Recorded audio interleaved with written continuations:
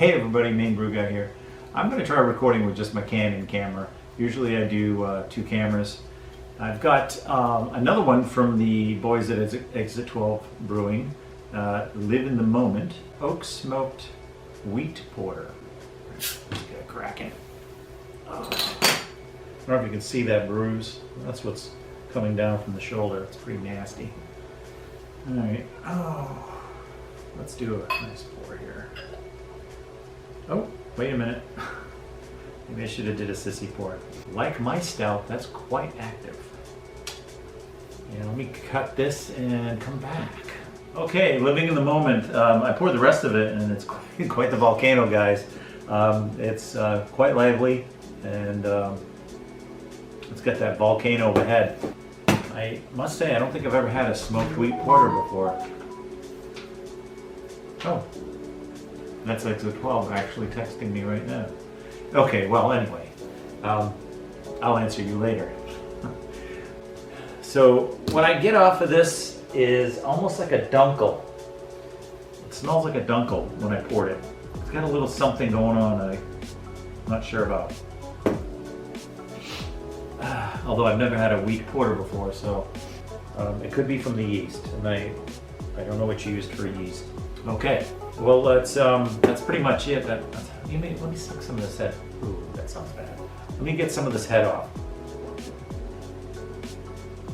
So yes, there's some smoke now. I'm getting some smoke. I get some of that head. Let me pull some of the head up again. All right. So I get, like I said earlier, I get that dunkel kind of smell to it. Wafting, more of that's wafting, and then maybe a hint of smoke, and then possibly yeast phenolic.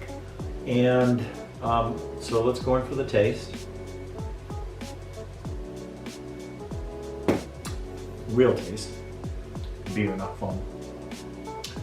Okay, so it's got a thin mouthfeel. Not horribly thin. Yeah, I guess that'd be appropriate mouthfeel for a porter. It's not bad. It's not bad. It's sorry, it's kind of cold in here. That's why I got the door closed. It's actually cold here in South Florida for the first time. It's like 50 degrees out. The smoke is very, very mild. And I really don't like a lot of smoke, so I'm saying that you could add more and it would still be okay with my taste buds, and I don't like a lot of smoke, so it's pretty mild. And I'd rather drink a beer that's a little less smoky than too smoky. So the wheat definitely adds a whole new character to it. I feel like it's almost a blended beer, like somebody blended a dunkel and a porter together.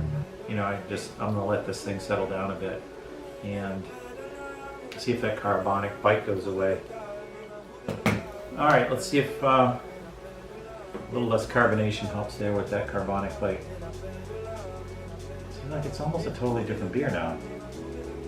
Now I'm getting a little bit of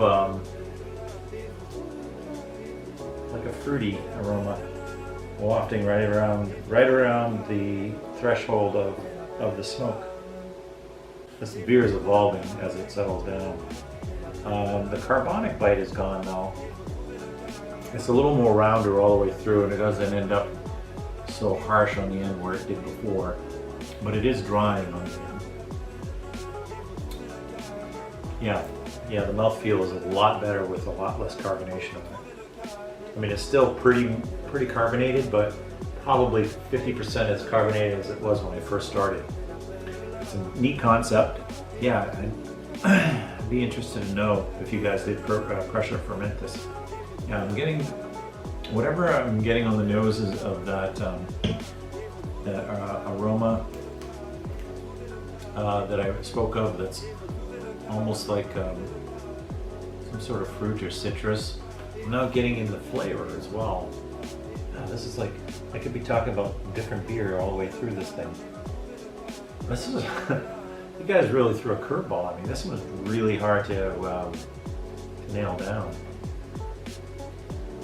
All in all, okay, let me summarize. I think this is going to be the best way. I'm going to judge it from here because I think this is where the appropriate temperature and probably the carbonation at this point. The medicinal off phenolic that I was getting at the beginning has reduced considerably. It's nearly gone. It's been replaced with a fruity aroma. The fruity aroma is been growing as the beer is warming, and the smoke is receding as the beer is warming. I still get that strong dunkel kind of quality to it. The mouthfeel is much smoother now that the carbonation is worn off, and there's still a bit of that drying bit on the end, but it's not as bad. Definitely a way better beer when it's not over-carbonated. As much as that was carbonated, it had to have done some finishing up in the bottle. So I'm wondering how you guys stored it, because I put it in the fridge as soon as I got it. All right, guys, not a bad beer. I don't know if you use like midnight wheat or regular wheat, or I don't know what you did there. If you use more dark malts in the future, maybe you could cap the mash with them. You know, maybe only leave them in the capped in the mash for maybe the last 5 minutes of recirculation. That's about it. That's probably all I got. Thanks for sending the beer, guys. And I think I got one more. I live in the moment. Exit 12 Brewing. And Nick and Brandon, you guys are putting out some good stuff. I love your labels. I love the names of your beers that you're coming up with. It's great having two heads. Two heads are better than one, man.